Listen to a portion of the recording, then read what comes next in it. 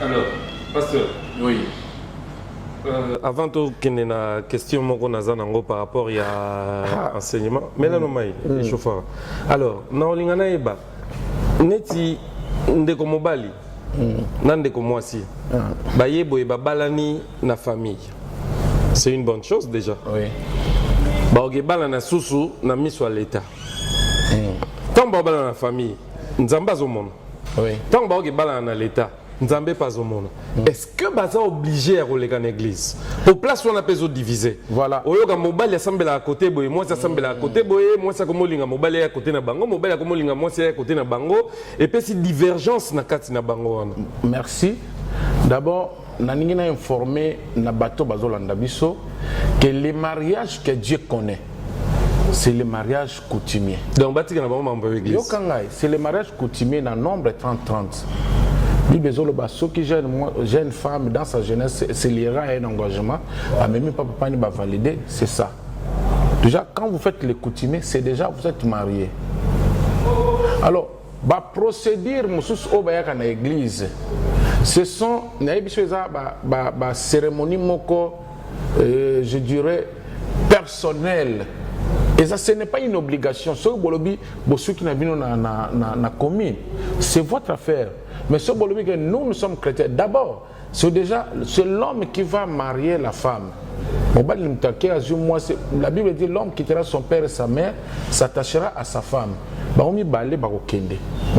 aussi, si l'homme vient marier la femme, alors ceux qui ont une conversion à foi moko. Dans Congo, dans un pays laïque, nous admettons plusieurs religions. Si par exemple, moi aussi, à Bali Mobali, ou par exemple une religion autre que la religion chrétienne, ils ne sont pas obligés, il y a rien dans l'église. L'église est interpellée par la. Mais ceux qui, par exemple, Mobali est chrétien, moi, ce n'est pas chrétien. Basali cérémonie na bango babalani na famille bakay basali mariage. C'est pour cela l'église ne peut bénir un mariage qui n'a été célébré na coutume na l'état. Ce qu'on peut ça dans nos dotés, l'église ko ya ko pambola binoté. L'église peut ko ya ko présenter binoté. Mais binomoko ceux qui bolobi kino to uti na commune, to sali devant ba famille. Tout ça est devant Nzambe, devant commune. Si bien que devant commune, Dieu voit tout. Mais bolobi siko tolingi toya, on va là déjà alliance na commune. Exactement. Et ça peut na bande comme ça là alliance na coutumier. Que ngai na ozo sala ve na ngai devant ba parents na ngai.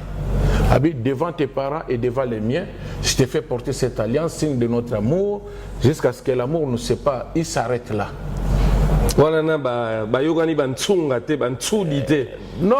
déjà, ils se connaissent déjà avant. Vous comprenez?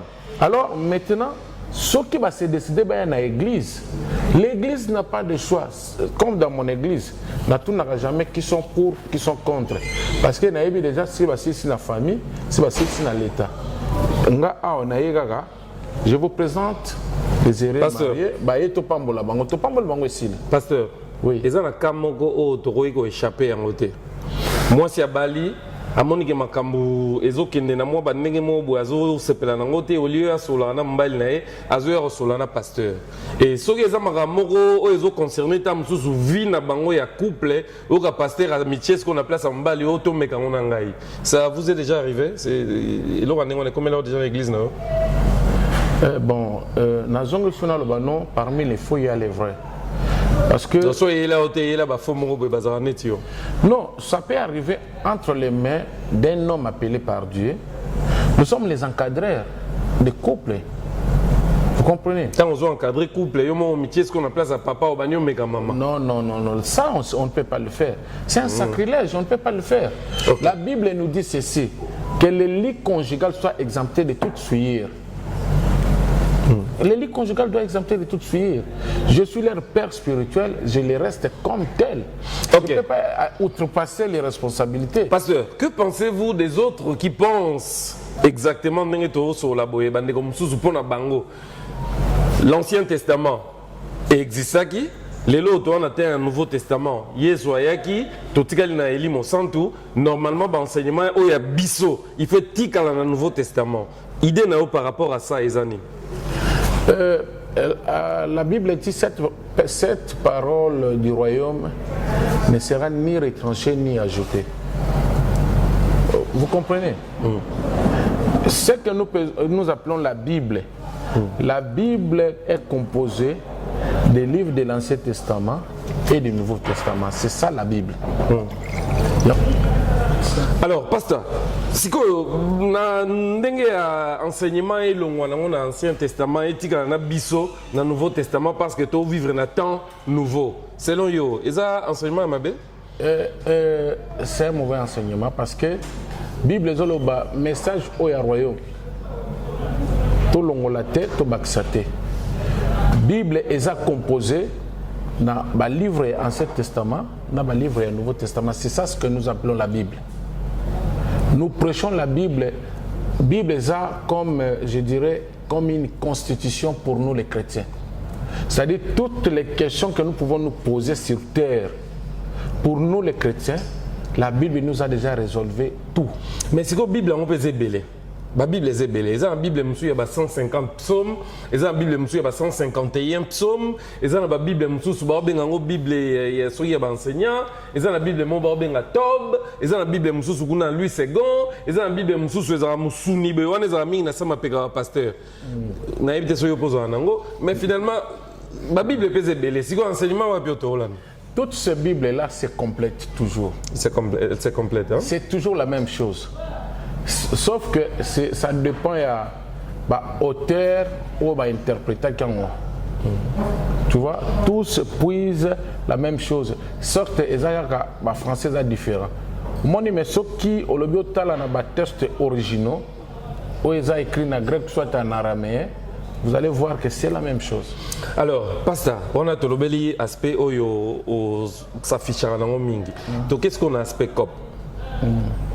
Pasteur Nengazabu a zappé douanier. Non, on a déclaré douanier, commissionnaire. Vous pouvez savoir pris à solo? Bien sûr. Pour vous avoir intérêt dans Moussala. Et à cop? Non, d'abord Moussala, c'est un travail noble. C'est un travail noble dans quel sens? Ils ont le courtier. Il y a assurance. Nous faisons l'intervention entre l'État et les importateurs. Oui, les courtiers sont à droit à Makolo. Mais à droit à carburant. Nous sommes dans droit à communication. Nous sommes des entreprises de services. Nous vendons les services. Mais c'est que vous avez un pasteur, vous vendez des services. Pourcentage, c'est rémunéré. Non, tout travail. Il y a ce que nous appelons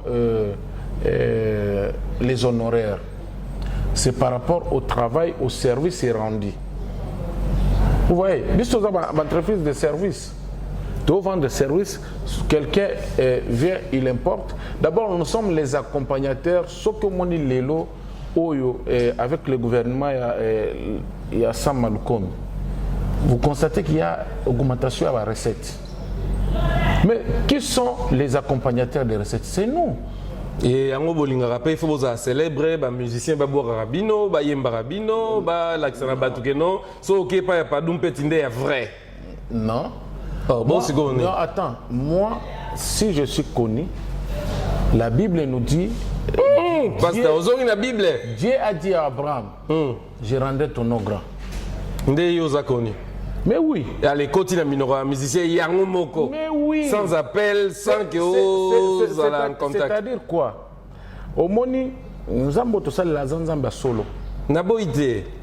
Est-ce que vous avez boyé? Bien, nani. Yem d'Azora, comme on a eu, avec votre baliste à Mabanga. Oui, 3-3. Ah, c'est une zamba comme bien. Koyeba n'est pas bien. Au moni, Koyeba Nanga, Naïbananga na 33. Et ça, là, un plus na vie nanga. Naïbisa yo loko moko zangambongo za na bato. Tu vois? So zangimbongo za na bato. C'est très important. Les lots où on a cause là, na zangi nanga billet, na que tala bana na pas 33 so melanga billet, so melanga. C'est que ce qui padu petit ayebana eza non comme opérateur économique, na yebana na nzela ya musala nzambe. Parce que au travers de moi, Dieu a guéri des gens de sida. Il a ressuscité des morts, Il a fait de grandes choses. Je rappelle que j'ai visité le ciel à 2 reprises. Tu n'as pas tiré attention. Nayoka qui mena ebiso témoin za ki te point dimisa biso. Yanga Nzambe kaka. Ya yo Nzambe mona ini. Makamwa la za profane ko ebangote. Tango obenga profane on a jour asuka so balobi na yo ke baeba ki yo tenga na leki. Au moins teke na ozanga moya oseka. Pour dans un esprit déjà. Moi je dis comme Paul. Christ à moi, la mort m'est un gain. Moi, tu sais, le jour où je suis monté pour la première fois au ciel, j'ai refusé de rentrer. Parce que j'ai refusé de rentrer, je te dis. J'ai refusé de rentrer. Attends, j'ai refusé de rentrer, je me suis dit, Natikala, ce sont des au ciel, non? Ah, pasteur. Mais la Bible, on a un jour, papa, ce que Dieu m'a fait montrer, ça m'a donné encore. Et puis ça a d'abord assurance. Pasteur, bande comme bako bengo bana dossier na bango ya ba conteneur et kotai na mai copie ngona ça la copie. Non, ça c'est le reste. La priorité pour moi, c'est d'annoncer l'évangile de Christ, dire au peuple quinois, au peuple congolais, au peuple matadien que Jésus revient bientôt. Convertissez vos cœurs vers le bien. Abandonnez le péché, abandonnez le mal. Accrochez-vous à Jésus, c'est ça. Le reste, les années de Kopwana. Pasteur, au sein au travail à yo, au bêta peu bok. Non. Bêta bok de. On a par rapport à ce que pastorat. Non, ma conviction fait à ce que na melate. Mais na banda o mela. Kala. Avant comme pasteur ou bien Erwan Kotagi déjà. Moi, j'ai été baptisé depuis 86. J'ai été consacré pasteur depuis 98. Ça veut dire 12 ans qui m'ont dit. Tout ce que la turbulence sur la jeunesse, écoutez, il y a des erreurs dans la église. C'était en 2003 que j'ai abandonné de prendre la bière. Autant comme aigle majeur, ah voilà, c'est lorsque l'homme...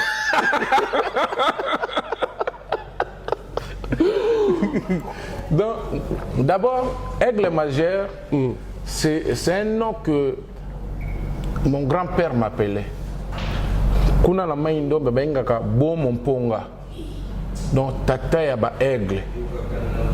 Bo monponga. Il m'appelait toujours comme ça, même les gens, parce qu'avec la détermination, la force que j'avais quand j'étais jeune, bo monponga. Alors ce nom s'est ressuscité, moi-même je ne comprenais pas. C'était un jour, j'étais en train de prêcher et les choses que j'avais dit. Alors un homme dit non réellement tu es un aigle majeur. C'est comme ça l'église a pris la lyre de m'appeler aigle majeur. C'est l'esprit de Dieu. Est-ce que les morts sont morts? Réellement oui. Et nous n'avons pas de relation avec les morts. Bon bah auto vivre les lobes et bah relation auto vivre avec les morts. Tout le monde a babilo mo bogo nanyo abimagia. Au place où ça là boy pour nanyo. Ezani. Ça sont des esprits errants et vagabonds qui sont isolés qui font ça. Et puis c'est ça. Non, il y a cela qu'on a binoté. Pour eux auto lo basigo ezali kambuya les morts qui se sont manifestés à travers une autre personne. Non. Ça c'est un témoignage. Et ça, chacun de nous quand il grandissait dans un combo. Bon, on a été à la racine point. Moi je fais le karaté, je fais le judo. On m'appelait tantôt Cheikh Norris. On m'appelait parce que j'avais une force et je ne reculais pas devant l'équipe de football toqué. Moi j'étais un résistant. Ici là déjà.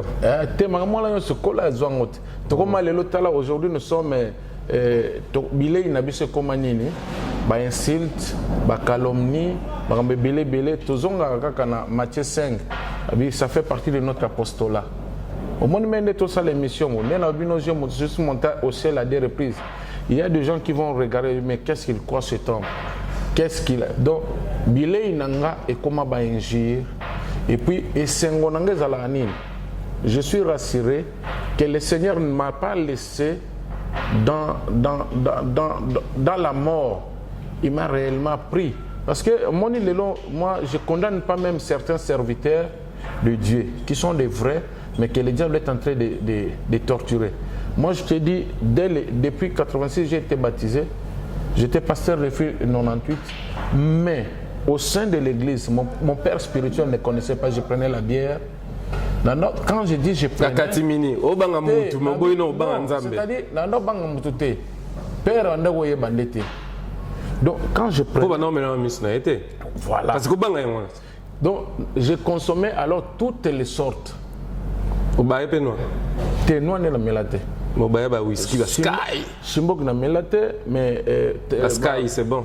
36 oiseaux. Oui, il peut ça moins vertige. En haut, na mela ba Valium. Na mela ba Valium aux ba kuita ba 5-6 jours. Na mela agene, na mela lotoko. Toutes ces choses. Voilà où derrière Sangamboka normal.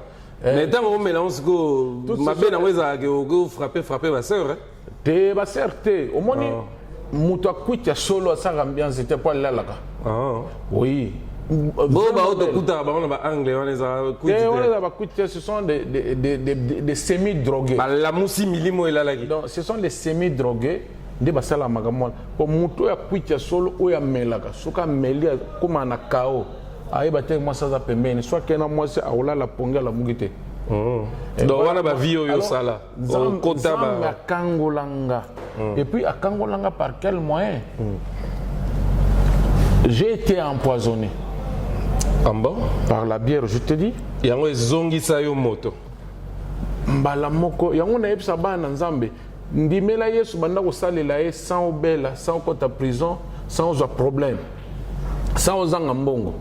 Pour nzambe za capable malgré ta beauté, malgré nyoso zanango akoki ko isoler comme inaperçu. Ngana comme sans nzambe na mela poison me bomanga te. Mbala moko na salile malole munase. Abi masanga komangai. Donc jusqu'à ma mort, je ne prendrai plus. Je ne prendrai pas. Ok, merci beaucoup, pasteur. Donc comme il a souka émission na biso, on a invité ceux qui numéro monsieur Roya dans les jours à venir. Mais bandeko nyo so balanda biso ko lo bango nini po les arabes enseignement. Non, merci, mais on a profité na micro na yo. Na yebisa ba chrétien nyoso ya Congo. En dehors des chrétiens, les coopérants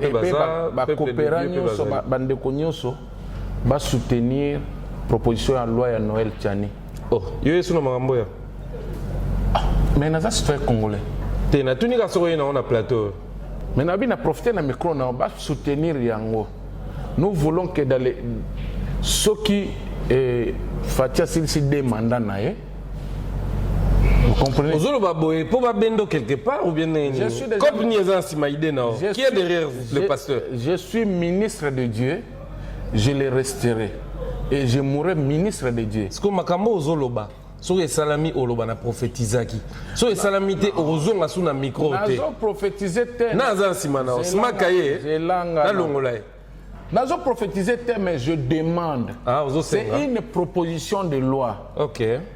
Tout soutenir, quand je dis tout soutenir, c'est-à-dire nous demandons à nos députés que nous avons élus.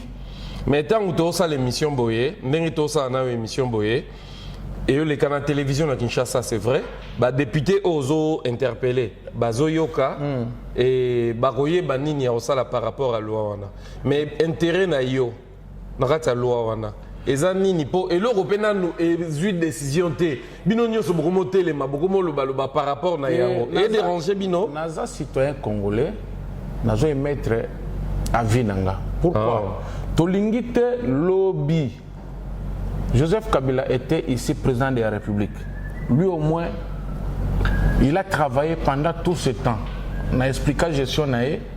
Il a très bien travaillé, mais à la fin de compte, il a été payé en monnaie de singe. Par qui? Par le peuple. Bazoloba, il n'est pas congolais. Il n'est pas peuple, non, sauf moi. Moi, j'ai mon avis. Ça va. Alors,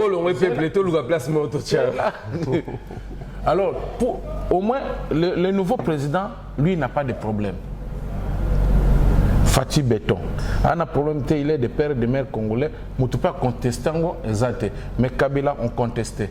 Alors, pour éviter toutes ces contestations, on a Nyoso, dans la prochaine législative, pour au moins une loi, il y a Noël Tchani, Et ça pendant 2023. Pendant 2023, candidat crédible pour les Fatia Zate. Vous comprenez? Nengo Zoloba. Mais ça bongo. Yo Zoloba na caméra pour convaincre bango. Linga na côté londe. Yo comprendre nga que ça bongo. Te ngana oyoka yoko comprendre ça maramusus. Pourquoi nous voyons ndima ko? Oh. Kondima na kondima te dépend na ngai. Mais koloba na yo na tikeli yo yango. Caméra yango yo, micro yango na zoto. 33 yo kanga. Poto zo solo na bande ko pe ba Hollande biso. Beaucoup plus que du bango. Ponga na to aka 2, ba ta biso baza plus que biso. Voilà. Que cette loi est très important après 2 mandats à Fachi. Pour que ba candidat au bakoya ça la des pères et des mères congolais. Pourquoi?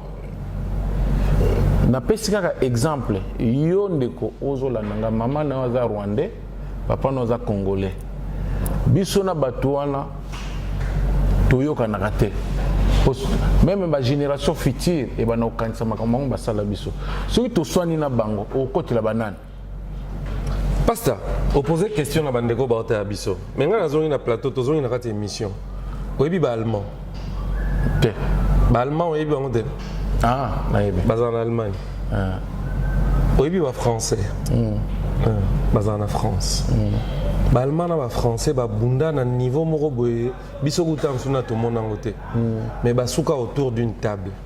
Comment est-ce que yo na statut na ya homme de Dieu ozala sûr que biso na mutu boye to yo kana te siko bonzambe ke papa est-ce que éviter que il y a un français qui se dit toujours que les années passées batu oyo basala biso mabe Lumumba yo kanga ite na silisa c'est ça. Moi je ne dis pas que nous avons de la haine contre eux, mais comment on dit marie biso na ba to kana yo kate ko yo kana te donc si on a bien en français on a des incompréhensions pourtant monsieur Linga le cause régler. Mais moi je dis ça que on a des incompréhensions. Alors le jour parce que là où il y a des hommes il y a toujours des incompréhensions. J'ai dit ce mot na lobby NT des incompréhensions. Alors le jour où yo papa na waza gabonais maman na congolaise toyo qualité biso na ba gabonais au côté la banane. Alors par rapport à la frontière vous pensez qu'un jour nous allons déplacer la frontière na biso na bandeko ozo kanisa ke toyo kana raté to ko mana bango c'est pour te dire que to ba nos ana bango à tout moment mais le problème que nous voulons tous un Congolais de père et de mère la présidence de la République et puis même dans le Sénat, à la paix congolais de père et de mère. Pour que tous en la question te soupçonner non, il a pris nos richesses et que na Belgique et ça libre. Non, les autres, même dans la Bible, aucun enfant d'Israël ou dans la déportation a comme il m'a connu Joseph, à la qui na Égypte. Comme le premier ministre, a jamais comme pharaon. Daniel, la même chose dans Babylone. Il jamais comme président. Mais il y a des postes qu'ils peuvent occuper. Le poste net, il y a le premier ministre, à cause de administrateur quelque part. On ne refuse pas. Selon vision, conviction, nayo étant natif Yamboka Oyo. Richesse en Makasi à Congo. Où est l'équipe à richesse Nyon Soezani? C'est l'intelligence. Merci. Fidèles téléspectateurs, to comme nasuka pasteur, bandeko ba otala yo, ba onayo, opesi mbote, ba ope na yo te, opesi bango mbote, ndenge ba bito sepelisa bangunda na biso. Merci, je salue toute ma famille, la famille Petit, je salue la famille Manzeka, na pesi mbote na bana nanga nyoso, ya Église missionnaire éternelle Père, ba Bishop nyoso, na pesi Smart Kaye mbote, Saint-Chambimba mbote,